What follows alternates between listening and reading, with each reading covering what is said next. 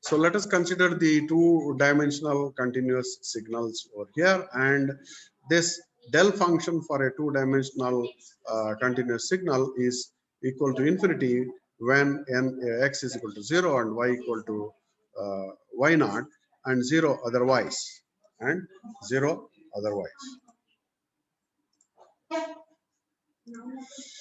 So then the what you call f of x naught y naught will be double integral f of x y del of x minus x naught y minus y naught del y del x. Now whether only the what you call, if you have a two-dimensional signal and if that is separable, if you can separate it out, the del function is definitely separable. Del of x minus x naught comma y minus y naught is equal to del of x minus x naught del of y minus y naught. So if you say that they are separable, then you can easily find out the resultant. That just means that you can apply the same concept what you have applied for the one-dimensional signals. That is, the DFTs can be used there. So a two-dimensional, so to say, impulse function will look something like this, which we will write, in this way, and that is also separable because you can write it like this, okay? Because n is there here only in this, and m is there here only. You can write this as two different quantities: del of x minus n del x, del of y minus n del y, and you can separate them out. So the Fourier transform of a continuous 2D signal f of xy can be written like this: f of mu comma v double integral f of x comma y e to the power of minus j 2 pi mu x plus vy dy dx. And inverse Fourier transform corresponding to that will be this. So these two form a two-dimensional Fourier pair. These two form a two-dimensional Fourier pair. Okay, so and corresponding to that, if we have f of xy is equal to del x, then what will be its Fourier transform is what we can try to find out. F of xy is equal to del x will look something like this. It will be perpendicular to the x-axis. It will be along the y-axis. Okay, at y equal to 0, at x equal to 0, at x equal to 0, it will be along the y-axis, right? All other places it does not exist. So now if you substitute f of xy, the del x for f of xy in the earlier expression which we have mentioned over here, right, then we will get f of mu comma v. Okay, so if you substitute it over here, then you can try to separate it out. Del x is not a function of y, so hence you can separate this out over here and separate this out over here, and then you'll get this as a value which is just 1 in the limiting case, and we are left with only this, and that will give us the value which is nothing but the del v. And this del v will be, mu corresponds to x and v corresponds to y. So again, that just means that in the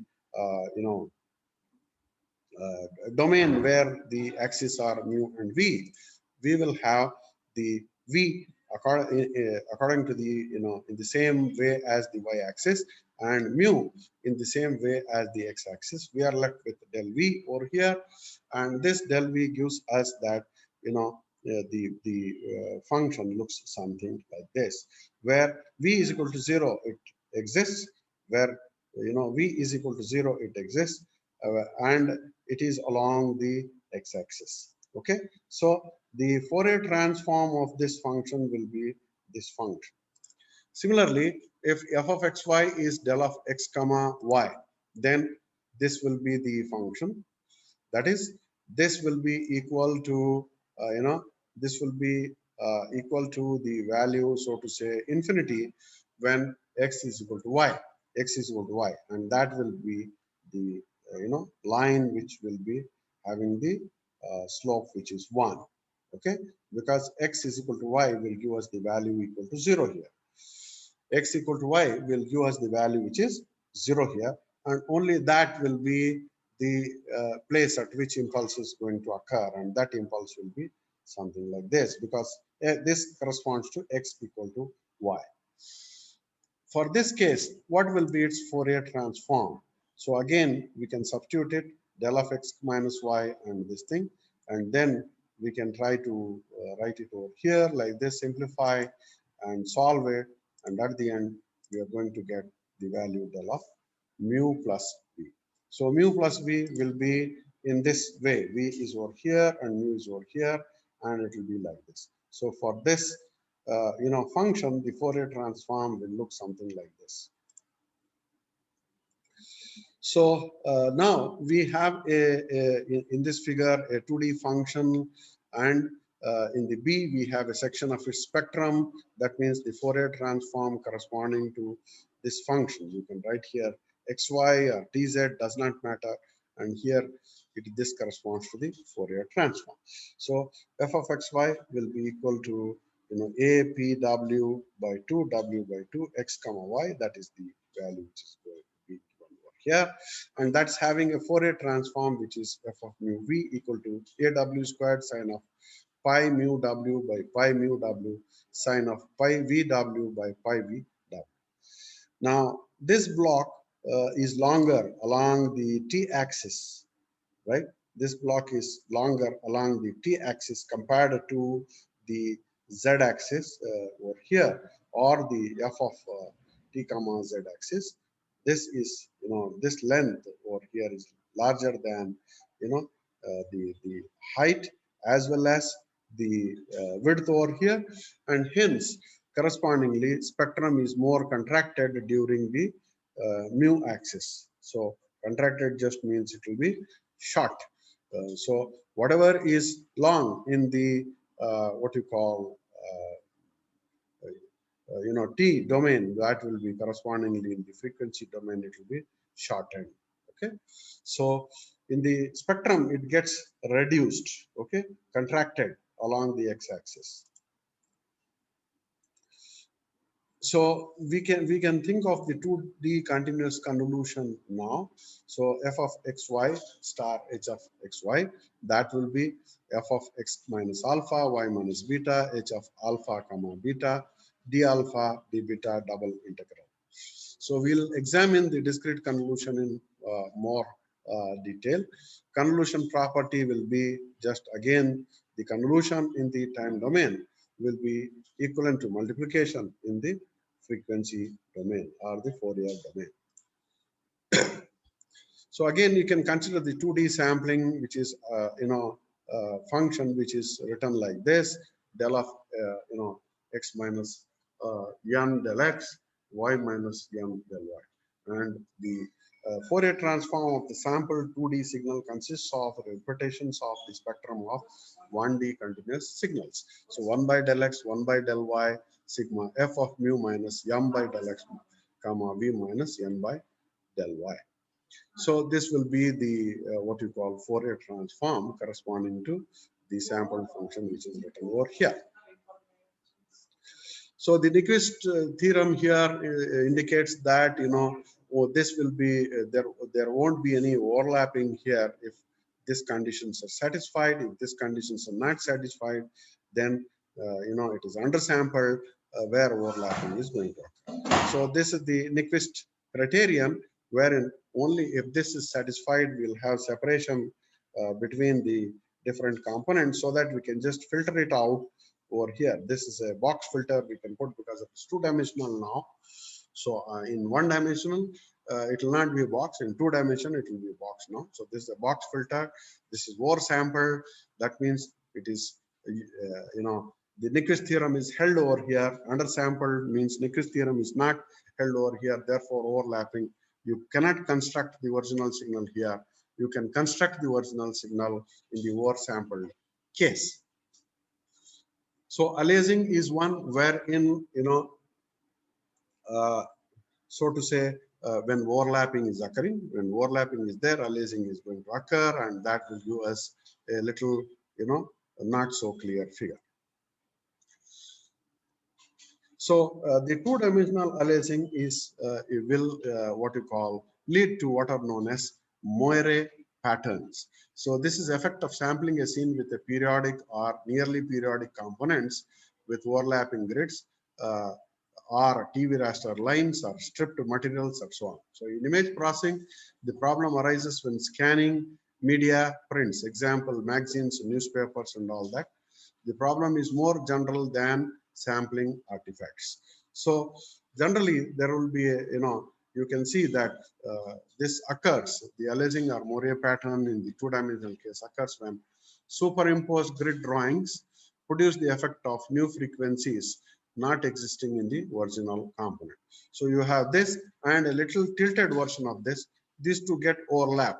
Again, you have this and a little tilted version of this. These two get overlap. So, and once they get overlapped, you can see that the pattern itself is totally different in both these cases compared to the original figure which is there over here. Because of the superimposition of this grid type of drawings, these Moire patterns are going to occur in images. So for whatever reason, if this gets tilted and then we try to overlap one over the other, we are going to get this type of pattern over here or this type of pattern over here. These are known as Moire patterns, and this is basically because of aliasing. And it is, aliasing is not a good thing. We should not have aliasing, so to say. So this occurs in printing industry, and the problem comes when scanning photographs from the superimposition of one image over the other, that is sampling lattice, usually horizontal, vertical, dot patterns on the newspaper image. So the Moire patterns will just give us this type of patterning, and that will lead to a lot of complications.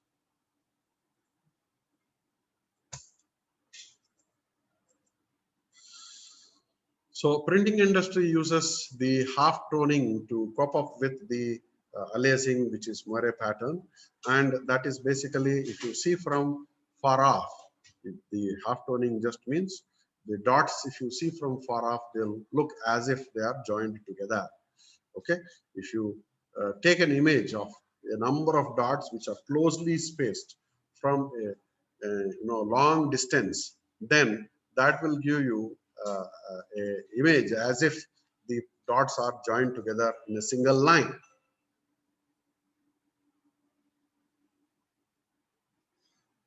They are joined in a single line. So dot size is inversely proportional to the image intensity. So let us see a 2D discrete convolution. Say if we have f of mn and h of mn, and if you want to convolve these two, what happens? So for that, we try to write the formula like this, and that will lead to this quantity. Now take the symmetry of one of the signals with respect to the origin, shift it and compute the sum at every position m comma n. So now Fmn is written like this and Hmn is written like this. So if Hmn is written like this, then the value of h of minus k minus l will be over here. And this is nothing but f of, so to say, k comma l. This is f of k comma l, which is written 3 2 over here.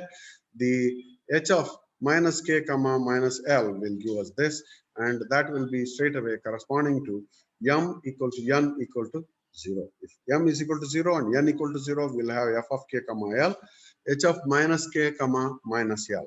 And that's what we are trying to write over here, h of minus k comma minus l. This will be the what you call mirror image of this.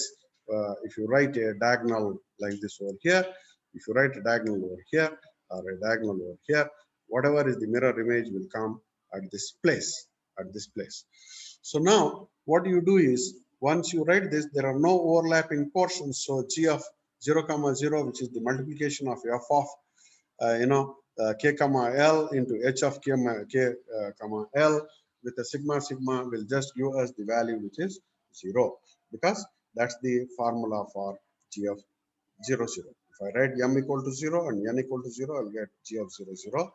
That will give us sigma sigma f of k comma l, h of minus k comma minus l.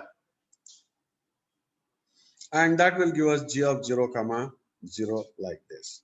Then if you shift it one bit position, then you'll get h of 1 minus k and 1 minus l, which will be the shifted version of this. They'll come over here. So this 1 minus k will shift in the x direction, this whole thing by one bit, and this 1 minus l will shift it by vertically up once, and we'll get this figure. Again, there is no overlapping over here, so therefore g of 1 comma 1 is 0.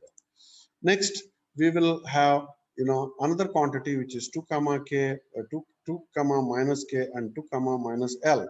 That is this quantity taken inverted and then shifted by 2. So now you have a overlap here. So this overlap will give us 3 into 1 will give us a value 3. But next, if you shift it, 3 times on the x-axis and rather k-axis and only 2 times on the l-axis, then you will have the overlapping in these two. So that will give us the minus 1 into 3 plus the 1 into 2. No, minus 1 into 3 will be minus 3, 1 into 2 will be 2, and if you add both of them, you will get minus 1. So this will be 3 and this will be minus 1. So like that, you keep on shifting the, both in the k direction and l direction and get all the values. And if you do that, you will get the value of g of mn, which is something like this: 3, 3, 5, 2, 3, minus 1, 3. So these are the two values we have just calculated in the earlier case, this 3 and this minus 1. Similarly, the other values can be calculated, and that means to say that that the value minus 3 can be calculated by just shifting this one more bit position, this whole thing one more bit position. That means this, so to say, the value of 3 will come with an overlap of 1, and hence we will get the value which corresponds to the value minus 3. Okay. Similarly, all that other values can be calculated. So the 2D DFT pair of image f of mn of size mn can be written like this: f of k comma l, and this and the inverse of that can be written over here. These are the 2D DFT pair, right, with periodicity being mentioned over here, and correspondingly we can say that the whatever properties are there for the 1D DFT will also hold for the 2D DFT also, particularly when f of mn is of size m1 comma n1 and h of mn is of size m2 into n2. Then if the signals are zero padded to the size m1 plus m2 minus 1 multiplied by n1 plus n2 minus 1, then the circular convolution will be same thing as the linear convolution. So if you do zero padding, then circular convolution will be equivalent to the linear convolution, even in the case of a 2D DFT. And that is written, we are writing this hat to indicate that we are trying to do zero padding. And once we do the zero padding, then the circular convolution will be same as the linear convolution. And circular convolution involves just multiplication. But in the what you call spatial domain, whatever you have convolution, that will lead to the multiplication in the frequency domain. Multiplication in the frequency domain. Okay. So in